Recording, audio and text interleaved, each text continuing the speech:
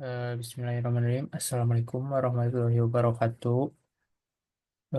Perkenalkan nama saya Septian Yoga dengan NIM 225008-5006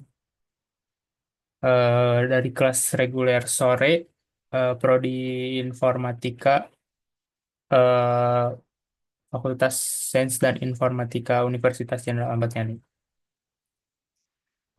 Di sini saya akan mempresentasikan hasil dari pembuatan artikel yang sudah dikerjakan oleh saya untuk memenuhi tugas pada mata kuliah Bahasa Indonesia. Di sini artikel saya berjudul Analisis dan Perancangan Sistem Kehadiran Pegawai Berbasis Biometrik pada PT XYZ.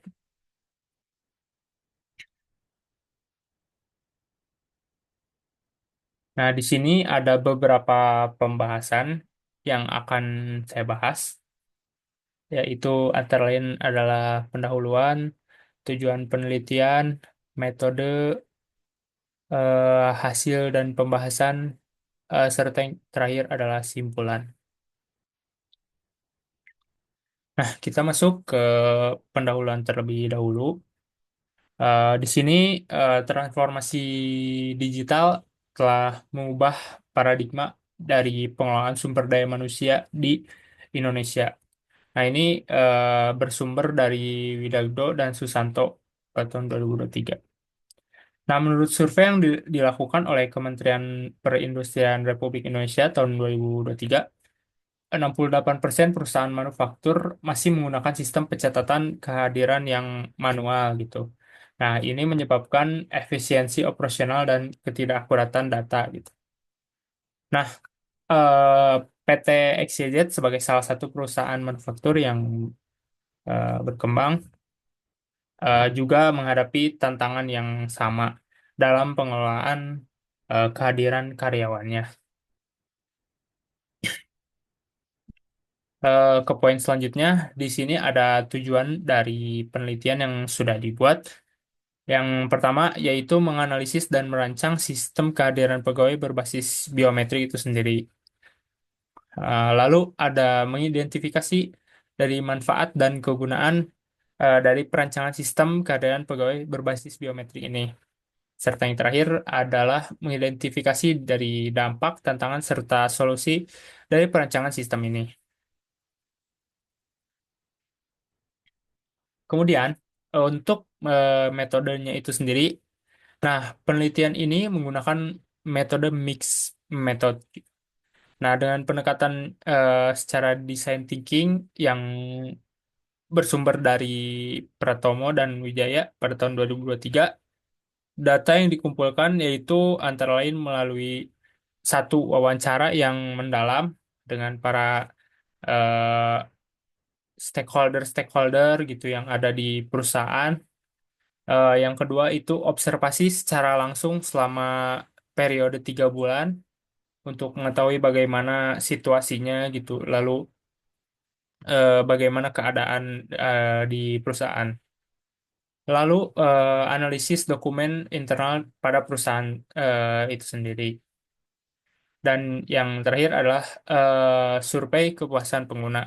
Nah, untuk yang terakhir ini lebih ke setelah analisis, setelah dilakukannya implementasi.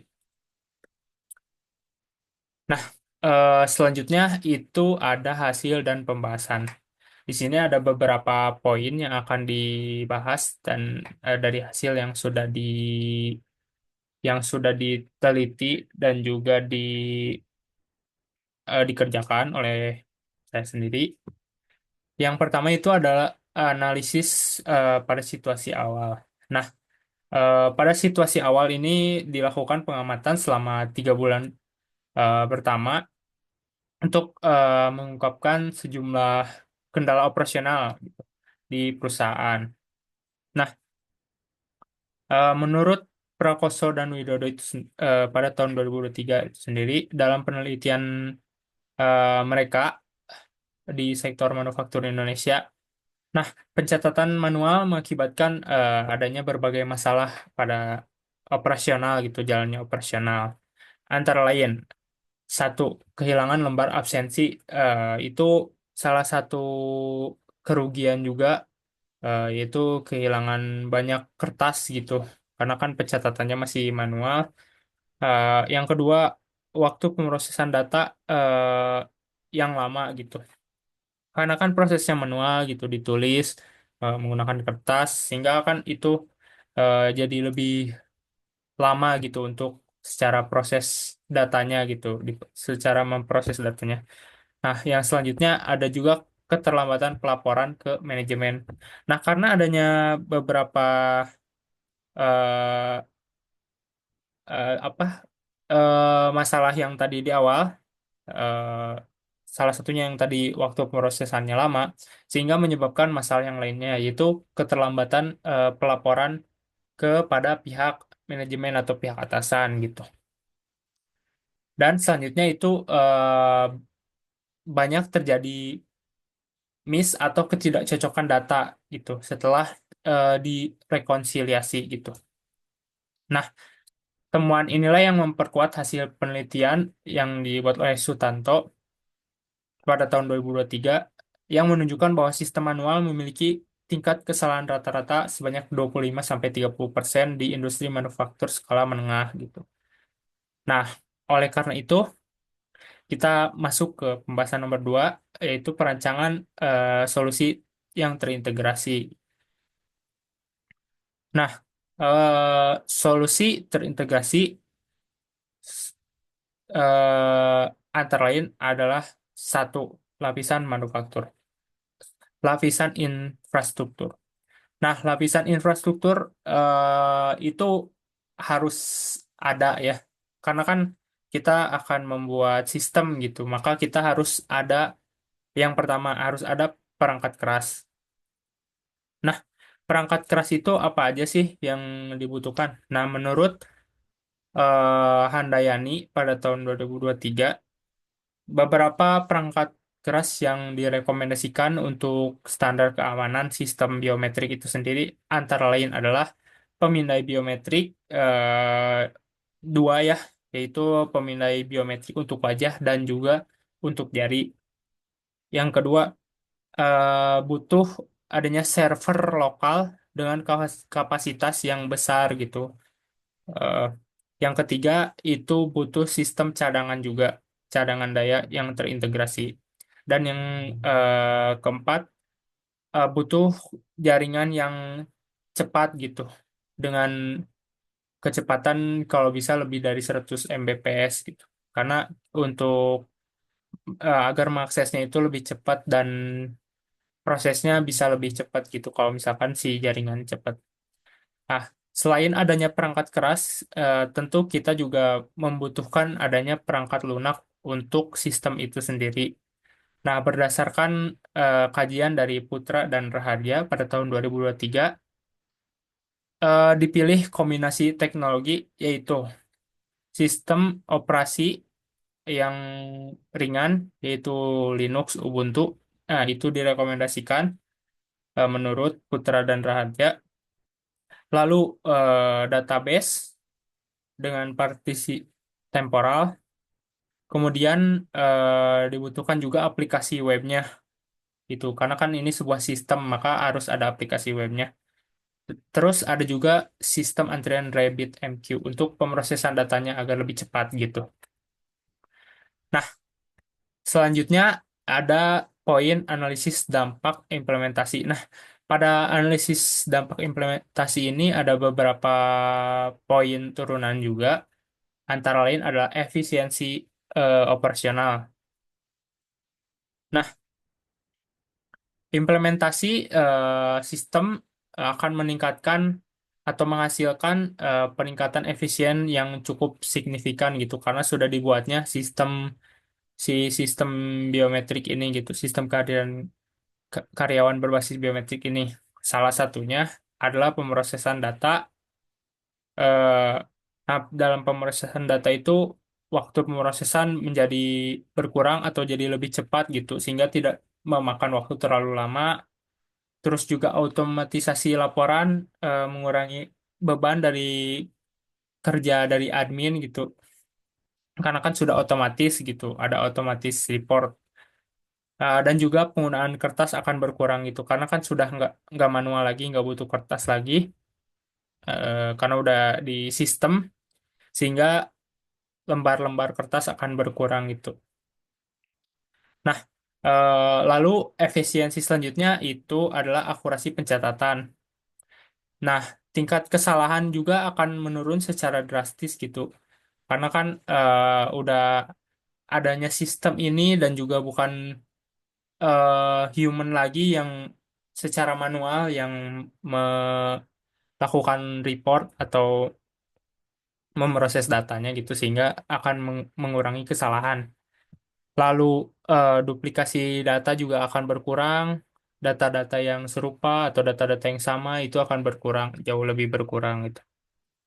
Kemudian adanya validasi secara real time atau secara waktu nyata itu juga dapat mencegah adanya manipulasi data oleh karyawan maupun oleh petugas pencatatan gitu. Nah, poin selanjutnya di analisis dampak implementasi itu ada dampak finansial. Nah, nomor satu itu adalah penghematan secara langsung.